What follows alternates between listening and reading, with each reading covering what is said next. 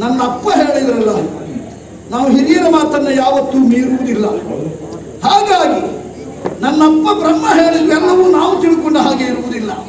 ಸರಿ ಇರಬಹುದು, ಅಲ್ಲ ನನ್ನ ಮಗಳ ಕೈ ಹಿಡಿದ ಮೇಲೆ ಸರಿ ಆಗಬಹುದು ಅನ್ನುವ ಕಾರಣಕ್ಕೆ ಅಪ್ಪನ ಮಾತಿಗೊಪ್ಪಿ ದಂತದ ಗೊಂಬೆಯಂತಿರುವ ನನ್ನ ಮುದ್ದು ಮಗಳಾದ ದಾಕ್ಷಾಯಿಣಿಯನ್ನ ಇವನಿಗೆ ದಾರಿ ಎರೆದು ಕೊಟ್ಟೆ. ನಿಜವಾಗಿ ಎಣಿಸಿದರೆ ವ್ಯರ್ಥವಾಯಿತು ನಮ್ಮ ಬಾಳು, ನಿರರ್ಥಕವಾಯಿತು ನನ್ನ ಕಾರ್ಯ. ನಾನು ಮಾಡಿದ ಕಾರ್ಯ ಈಗ ಎಣಿಸಿದ್ರೆ ಹೇಗಾಯಿತು ಗೊತ್ತಾ? ಕೋಡಗನ ಕೈಗೆ ಮಾಲೆಯ ಕೊಟ್ಟ ತೆರನಾಯಿತು. ಮಂಗನ ಕೈಗೆ ಮಾಲೆ ಕೊಟ್ಟರೆ ಏನು ಮಾಡ್ತಾನೆ? ತಿನ್ನುವ ವಸ್ತು ಅಂತ ಮುಗಿಸ್ತಾನೆ, ತೆಗೆದು ಬಿಸಾಡಿ ಬಿಡ್ತಾನೆ. ಮಾಲೆಯ ಯೋಗ್ಯತೆ ಮಂಗನಿಗೆ ಗೊತ್ತಾ? ಅಂತಹ ಪುತ್ತಳಿಯ ಗೊಂಬೆಯಂತಿರುವ ನನ್ನ ಮಗಳ ಯೋಗ್ಯತೆ ಇವನಿಗೆ ಗೊತ್ತಾ? ಈ ಕೋಡಗನಿಗೆ. ಹಾಗಾಗಿ ನಮ್ಗೆ ಗೊತ್ತಾದದ್ದು ಕಡೆಗೆ ಇದು ಕೋಡಗ ಅಂತ ಅದು. ಹಾಗಾಗಿ ಇವನಿಗೆ ಕೊಟ್ಟು ನಾನು ನಿರರ್ಥಕವಾಗಿ ಕೆಟ್ಟು ಬಿಟ್ಟೆ. ನಿಜವಾಗಿ ಹೇಳಬೇಕಾ, ನಾನು ತಿಳ್ಕೊಂಡದ್ದಕ್ಕೆ ವ್ಯತಿರಿಕ್ತವಾಗಿ ಖಂಡಿತ ಇವ ಇಲ್ಲ. ನಾನು ಮೊದಲೇ ಇವನ ಬಗ್ಗೆ ತಿಳಿದಿದ್ದೇನೆ. ಅವನ ಆವೇಶ ನೋಡಿದ್ರು ಗೊತ್ತಾಗುವುದಿಲ್ವಾ? ಅವನು ನೋಡಿ, ಮನುಷ್ಯರ ಮನುಷ್ಯರಿಗೆ ಇರಬೇಕಾದ ಯಾವ ನಿಯಮಗಳು, ಯಾವ ಪದ್ಧತಿಗಳು, ಯಾವ ಕ್ರಮಗಳಾದರೂ ಇವನಿಗೆ ಉಂಟಾ? ಮನುಷ್ಯನಿಗೆ ಮುಖ್ಯವಾಗಿ ಬೇಕಾಗುವುದು ದಿನಚರಿ ಅಂತಿರ್ತದೆ. ಅದಿಲ್ಲದೆ ಇದ್ರೆ ಮನುಷ್ಯನ ಜೀವನಕ್ಕೆ ಅರ್ಥವೇ ಇಲ್ಲ. ಮನುಷ್ಯ ಅಂತ ಎನಿಸಿಕೊಳ್ಳುವುದು ಅದನ್ನೆಲ್ಲ ಕಾಪಾಡಿದ್ದರಿಂದಲೇ. ಶುಚಿತ್ವವೇ ಇವನಿಗೆ ಉಂಟಾದು. ಅಯ್ಯೋ, ಇವನು ಶುಚಿತ್ವದ ಬಗ್ಗೆ ಹೇಳುವುದಿದ್ದರೆ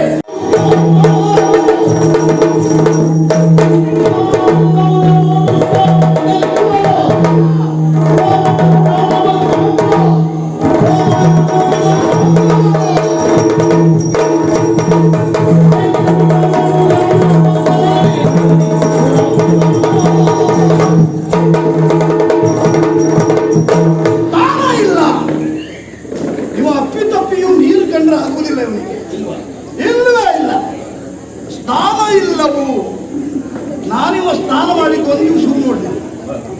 ನಮ್ಮ ಮಗಳ ಗಂಡ ಅಲ್ವಾ, ಇವ ಸ್ನಾನ ಮಾಡಿದ್ದು ಯಾವತ್ತೂ ನಾನು ನೋಡಲಿಲ್ಲ. ಅಲ್ಲ, ನೋಡುವುದಕ್ಕೆ ಸಾಧ್ಯ ಇಲ್ಲ, ಮಾಡಿದ್ರಲ್ವ ನಾವು ನೋಡುವುದು. ಸ್ನಾನ ಇಲ್ಲ, ಎಲ್ಲಿಯೋ ಕಾಲು ಜಾರಿ ನೀರಿನ ಸ್ಥಳದಲ್ಲಿ ಬಿದ್ದರೆ ಮಾತ್ರ ಅದೇ ಸ್ನಾನ ಇವನಿಗೆ. ಅಷ್ಟೇ ಅಲ್ಲ, ಜಪ ತಪ ಅನುಷ್ಠಾನಾದಿಗಳು ನಮ್ಮಂಥವ್ರಿಗೆ ಇರಲೇಬೇಕು. ನಾವೊಂದು ಹೊತ್ತಿನ ಊಟ ಸಬ್ಬೇಕಿದ್ದು ಬಿಡ್ತೇವೆ, ಆ ಕ್ರಮ ಬಿಡುವ ಕ್ರಮ ಇಲ್ಲ. ಇವನಿಗೆ ಅದು ಯಾವುದೂ ಇಲ್ಲ. ಜಪ ತಪ ಅನುಷ್ಠಾನಾದಿಗಳ ಮೊದಲೇ ಇಲ್ಲ. ಯಾಕಿಲ್ಲ? ಅಲ್ಲ, ಅವನಿಗೆ ಇಲ್ಲದೆ ಇರುವುದು ಒಳ್ಳೆಯದು. ಅಲ್ಲ, ಅವನಿಗೆ ಸ್ಥಾನ ಯಾವುದು? ಯಾವ ಸ್ಥಾನ ಅವನಿಗೆ? ಈಗ ಏನು ಇವ ತಲೆ ಕೆಟ್ಟವ ಒಬ್ಬ ಕರೆದಿದ್ದಾನೆ, ಸ್ಥಾನ ಕುಳಿತುಕೊಂಡಿದ್ದಾವ, ಅವನಿಗೆ ಸ್ಥಾನ ಇಲ್ಲ. ಸ್ಮಶಾನವೇ ಅವನಿಗೆ ಸ್ಥಾನ. ಹೌದೌದೌದೌದು, ಸ್ಥಾನವೇ ಸ್ಮಶಾನ. ಮಾತ್ರ ಅಲ್ಲ, ಅವನ ಅನುಯಾಯಿಗಳೆಲ್ಲ ಯಾರು? ಒಡನಾಡಿಗಳೆಲ್ಲ ಯಾರು? ಭೂತ ಪ್ರೇತಾದಿಗಳ ಜೊತೆಯಲ್ಲಿ ಕುಣಿಯುವ ಇವನಿಗೆ ಭೂತನಾಥ ಅಂತ ಹೆಸರಂತೆ. ಹೌದೌದೌದು, ಭೂತ ಪ್ರೇತಾದಿಗಳ ಜೊತೆಯಲ್ಲಿ ಕುಣಿದಾಡುವ ಇವನ ಅಕ್ಕಪಕ್ಕದಲ್ಲಿರುವವನು. ಅಯ್ಯೋ, ಅಲ್ಲ, ನಾವು ಹೇಳೋದು ಬೇಡ. ನೋಡಿ ಆ ರೂಪ ನೋಡಿ, ಏನೆಲ್ಲ ಸಿಕ್ಕಿದೆಲ್ಲ ತಲೆಗೆ ಇಟ್ಕೊಂಡು ಬಂದಿದ್ದಾರೆ.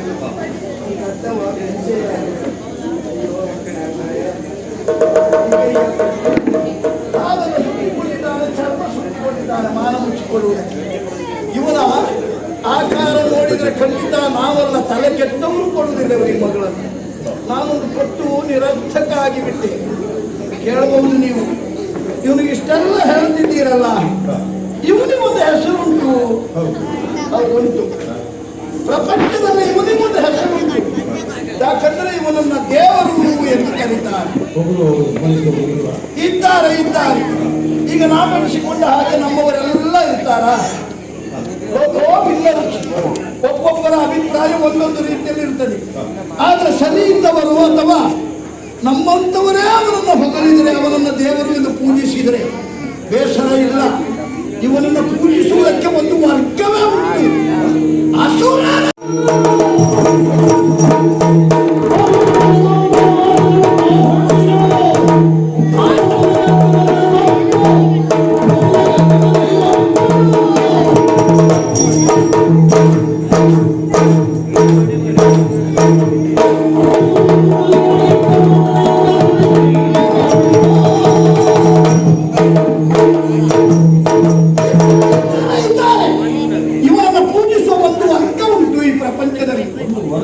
ಹೌದು, ಆ ವರ್ಗ ಅಂದ್ರೆ ಎಲ್ಲರೂ ಹೆದರ್ತಾರೆ.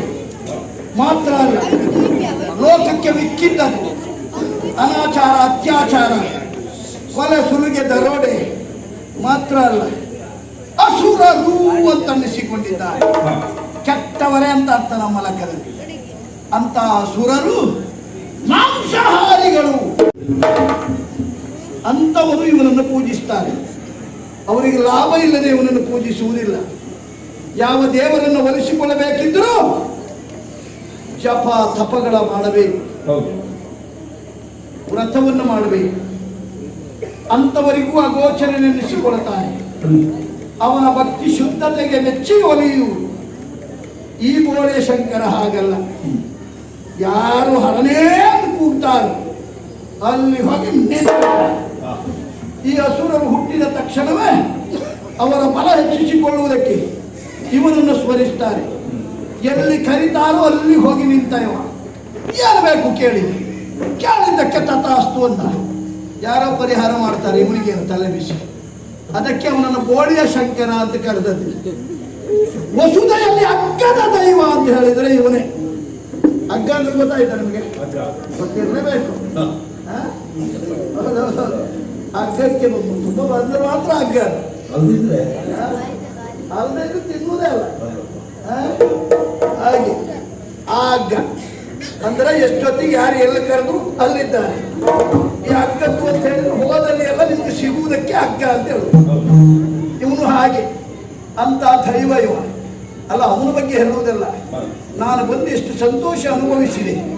ಇಂಥ ಒಂದು ಕಾರ್ಯಕ್ರಮ ಕಾಣಬೇಕಿದ್ರೆ ಯೋಗ ಬೇಕು ಅಂತ ಕಲ್ಪನೆ ಮಾಡಿದೆ. ಈಗ ನೋಡಿದ್ರೆ ಇದು ನಮ್ಮ ಪ್ರಾರಬ್ಧ. ಸಭೆ ಒಳ್ಳೆಯದು, ಸೇರಿದ ಜನರು ಒಳ್ಳೆಯವರು, ಎಲ್ಲವರು ಮುಗ್ಧರಾಗಿ ಏಕೋದ್ರಣ ಚಿತ್ತರಾಗಿ ನೋಡ್ತಾ ಇದ್ದಾರೆ. ಆದರೆ ಹೋಗಿ ಹೋಗಿ ಇಂಥ ಒಂದು ಕಾರ್ಯಕ್ರಮದಲ್ಲಿ ಇವನಿಗೊಂದು ಅಧ್ಯಕ್ಷ ಪೀಠ ಕೊಡುವುದಾ? ನನಗೆ ಕೊಡಬೇಕು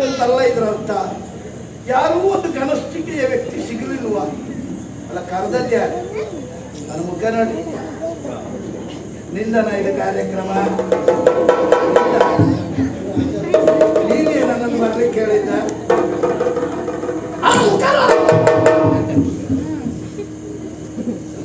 ಕಾರ್ಯಕ್ರಮ ಇಷ್ಟು ಅದ್ದೂರಿಯಾಗಿ ಮಾಡುವುದಕ್ಕೂ ಗೊತ್ತಿದೆ ಯಾರನ್ನು ಕರಿಬೇಕು ಯಾರಿಗೆ ಅಧ್ಯಕ್ಷ ಪೀಠ ಕೊಡಬೇಕು ಅಂತ ಗೊತ್ತಿಲ್ವ ನನ್ನನ್ನು ಅಪಮಾನಿಸುವ ಕೈಲಿಗೆ ನನ್ನನ್ನು ಅಪಮಾನಿಸಿದ್ರು ನಮಗೆಲ್ಲಿ ಅಪಮಾನ ಆಯಿತು ಎಲ್ಲಿ ಅಗೌರವ ಆಯಿತು ಆ ಸ್ಥಳದಲ್ಲಿ ಒಂದು ಕ್ಷಣವೂ ನಿಂತ ಅಭ್ಯಾಸ ನನಗಿಲ್ಲ ಈ ಸಭೆ ಸಂತೋಷ ಕೊಟ್ಟಿದೆ ಇಲ್ಲಿಯ ಜನರು ನನ್ನ ಮಾತನ್ನೆಲ್ಲ ಕೇಳಿದ್ದಾರೆ ಆದರೆ ನಾನು ಮಾತ್ರ ಇಲ್ಲಿ ನಿಲ್ಲುವುದಿಲ್ಲ ನನಗೆ ಅಪಮಾನ ಆಗಿದೆ ಹಾಗಾಗಿ ಈ ಸ್ಥಳಕ್ಕೆ ಇವ ಮಾಡುವ ಕಾರ್ಯಕ್ರಮಕ್ಕೆ ಇವನ ಅಧ್ಯಕ್ಷತೆಗೆ ನನ್ನ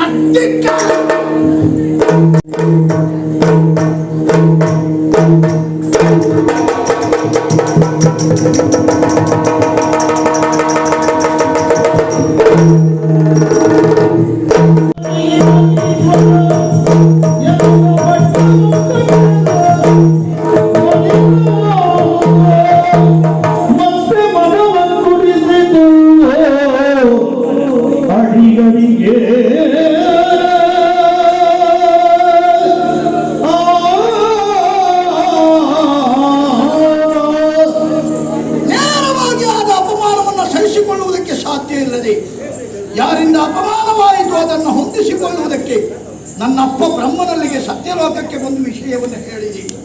ಬೇಸರಗೊಂಡ ನನ್ನಪ್ಪ ಈಶನೆನ್ನುವ ಅಹಂಕಾರ ಅವನಿಗಿದ್ದರೆ ಅವನಿಂದಲೂ ನೀನು ಹೆಚ್ಚಾಗಬೇಕು ಎನ್ನುವ ಕಾರಣಕ್ಕಾಗಿ ಇಂದಿನಿಂದ ನೀನು ದಕ್ಷ ಪ್ರಜಾಪತಿ ಅಲ್ಲ, ದಕ್ಷ ಪ್ರಜಾದೀಶ್ವರನಿಗೆ ಈಶ್ವರ ಎನ್ನುವ ಪಟ್ಟವನ್ನು ನನಗೆ ಕಟ್ಟಿದ.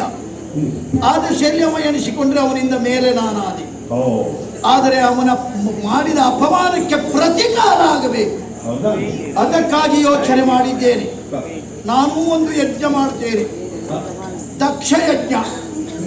ದಕ್ಷ ಮಾಡುವ ಯಜ್ಞ ಯಾವ ರೀತಿಯಲ್ಲಿ ಲೋಕದಲ್ಲಿ ಭಿನ್ನವಾದದ್ದಾಗಿರಬೇಕು.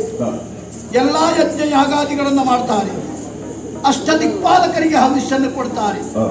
ಈ ದಕ್ಷ ಮಾಡುವ ಯಾಗದಲ್ಲಿ ಅಷ್ಟದಿಕ್ಪಾಲಕರಿಗೆಲ್ಲ ಸಪ್ತ ದಿಕ್ಪಾಲಕರಿಗೆ ಮಾತ್ರ ಹವಿಸ್ಸು. ಯಾಕಂದ್ರೆ ಒಂದು ದಿಕ್ಕನ್ನು ಕಡೆಗಣಿಸುತ್ತೇನೆ ನಾನು. ಯಾವ ದಿಕ್ಕಿನಲ್ಲಿ ಕುಳಿತ ವ್ಯಕ್ತಿ ನನ್ನನ್ನು ಅಪಮಾನಿಸಿದ್ದಾನೆ ಅಂತಹ ವ್ಯಕ್ತಿಯನ್ನ ಕಡೆಗಣಿಸುವುದರ ಜೊತೆಗೆ ಆ ದಿಕ್ಕಿಗೆ ನಮ್ಮ ಹವಿರ್ಭಾಗ ಇಲ್ಲ. ಅಂತಹ ಒಂದು ಮಹಾಯಾಗವನ್ನ ಮಾಡಬೇಕು. ಮೃಗು ಋಷಿಗಳ ನೇತೃತ್ವದಲ್ಲಿ ಮಾಡುವಂತ ಯಾಗ ಲೋಕ ಪ್ರತೀತಿಯಾಗಬೇಕು. ನೋಡಿದವರು ಇನ್ನೊಬ್ಬರಿಗೆ ಹೇಳಬೇಕು, ಮುಂದಿನವರು ಕೇಳಬೇಕು ಇದೆಂತ ಯಜ್ಞ ಎಂದು. ಅಂತ ವಿಶೇಷತೆ ಏನು ಕೇಳಿದರೆ ಆ ಹೆಸರಿನಲ್ಲಿಯೇ ಇರಬೇಕು. ಅದಕ್ಕಾಗಿ ನಾನು ಮಾಡುವ ದಕ್ಷ ಮಾಡುವ ಯಜ್ಞಕ್ಕೆ ಹೆಸರು ನಿರೀಶ್ವರ ಯಾಗ. ಅವನನ್ನು ಕಡೆಗಣಿಸಿ ನಿರೀಶ್ವರ ಯಾಗದ ಸಿದ್ಧತೆಯನ್ನು ಮಾಡಿಕೊಳ್ತೇನೆ. ಲೋಕದಲ್ಲಿ ಗಣ್ಯಾತಿ ಗಣ್ಯರಿಗೆಲ್ಲ ಇಂದಿನಿಂದ ನಾವು